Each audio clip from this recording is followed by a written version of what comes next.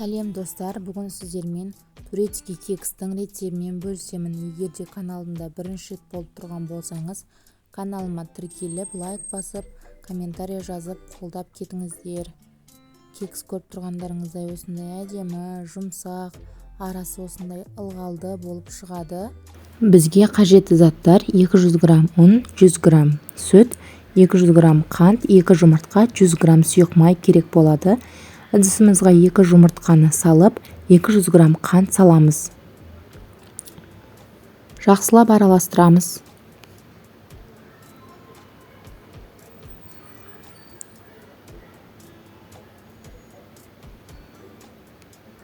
Массамыз осылай аппақ болғанша жақсылап араластырамыз.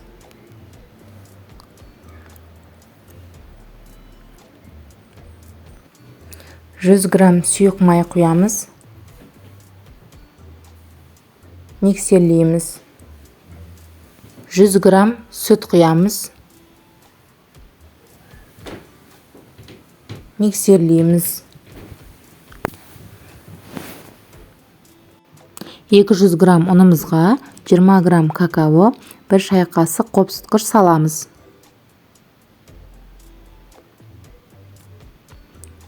Массамызға салып, жақсылап араластырамыз.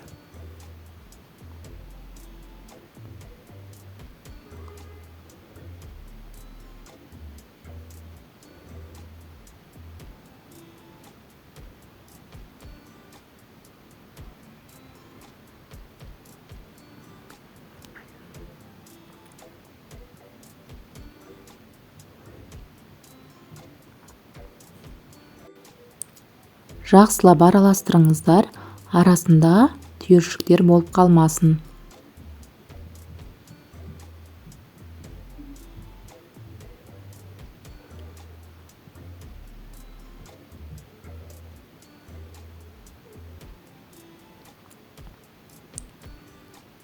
Мінекей біздің массамыз осындай сұйық болып шығады. Менде форма 30 сантиметрлік, сіздер 25-30 өздеріңіздің қалауларыңызша форманы қолдансаңыздар болады.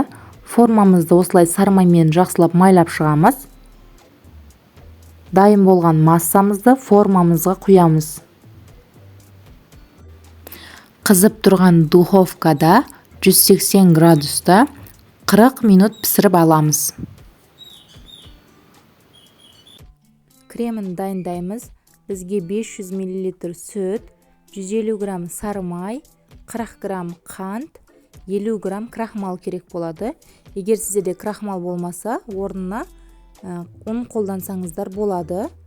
40 грамм қантымызды сүтімізге саламыз.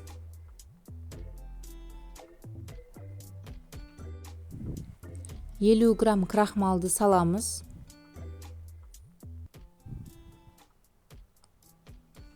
Венчикпен араластырамыз.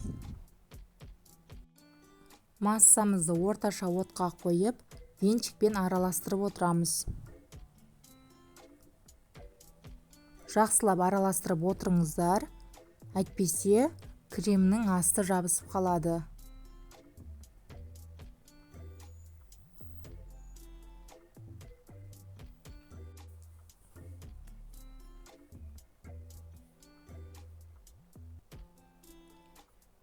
Мінекей біздің массамыз қоюланып келе жатыр. Осы уақытта 150 грамм сары майды саламыз.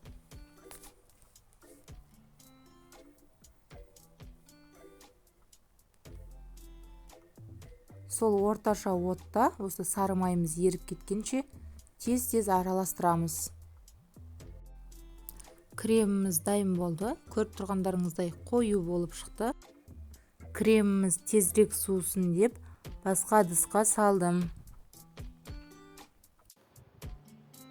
Мінекей кексіміз көріп тұрғандарыңыздай көтеріліп, қызарып, пісіп шықты. Енді осы кексімізді ағаш таяқшамен тесіп шығамыз.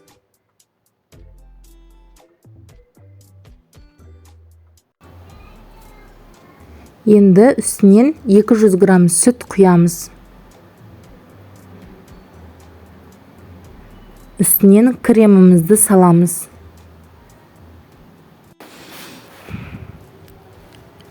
Мен бетіне әдемілік үшін кокосовый стружка септім. Сіздер какао сепсеңіздер де болады. Мінекей, көріп тұрғандарыңыздай турецкий кексіміз дайын болды. Бір жасағаннан шын мәнінде керемет болып шығады.